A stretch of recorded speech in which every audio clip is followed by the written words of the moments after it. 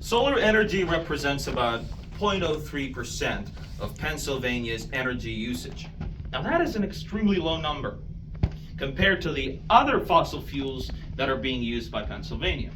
24% for natural gas, 35% for coal. Now these are very high numbers, and they contribute very negatively to the environment by emitting negative greenhouse gases that are actually very costly in the long run.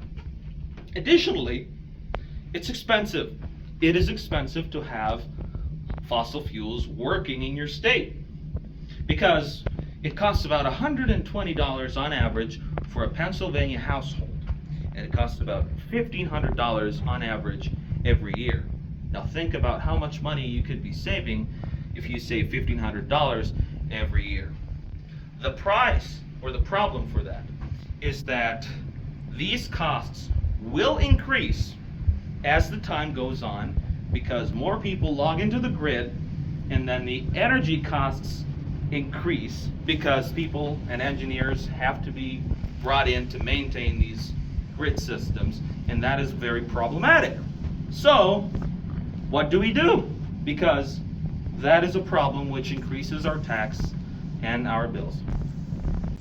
The average household consumption in the United States is 10,632 kilowatt hours. Now, as we can see, if we divide that number by the amount of hours in a year, we get 1.2 kilowatts. Now that, if we put into our equations, which we'll see at the end of the video, equates to around 206 square meters of solar cells, which can reasonably fit onto any roof in Lewisburg. Now that all sounds good, but where's the engineering behind it? Now, as engineers, we've built up a small model of this, and it basically comprises three basic components. The charge controller, and the charge controller is going to be connected, as you can see right now, to the solar cell, to the battery, and to the load. Now what the charge controller does is it's the brain of the operation. It will basically manage the flow and charge the battery when the solar cell, when it's depleted from the solar cell, and it'll also direct the power from the battery into the load. Now let's take a look into the system here. Now take a look.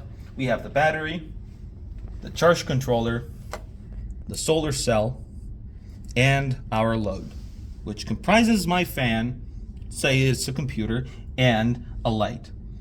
Now when I close the circuit, it keeps running, as you can see. Now that means I will probably keep hacking and no one can cut my electricity off again. Now that you've seen our system, it's time to streamline the process and go big to all of Lewisburg. That's why we've built a software with an intuitive GUI that gives us three important things: battery capacity, panel output, and solar cell area required. To see this live program in action, let's take a look into the program that we have here. These are the calculations, and it's based on the library tkinter for the GUI.